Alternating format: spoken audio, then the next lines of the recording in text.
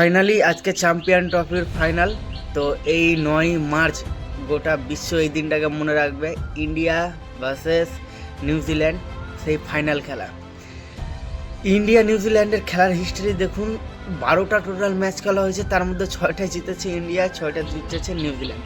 কিন্তু লাস্ট 3টা ম্যাচের কথা যদি হয় তো 3টাই ইন্ডিয়া জিতেছে। এবার কথা হচ্ছে, ইন্ডিয়া কি নিজেরা প্লেইং 11 কি চেঞ্জ করবে? একটা চেঞ্জ হতে পারে, কেননা গৌতম গম্ভীর এবং রোহিত শর্মার মধ্যে মিনিমাম 45 মিনিট এটা নিয়ে কথাবার্তা হয়েছে।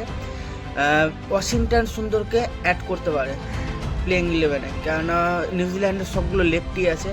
কুলদীপ যাদবকে রেখে দিয়ে ওয়াশিংটন সুন্দরকে অ্যাড করলে ইন্ডিয়ার ব্যাটিং লাইন মিনিমাম 9টা ব্যাটিং লাইন থাকছে, কেননা ওয়াশিংটন সুন্দরও একজন ভালো ব্যাটসম্যান। তো এই হচ্ছে প্লেইং 11।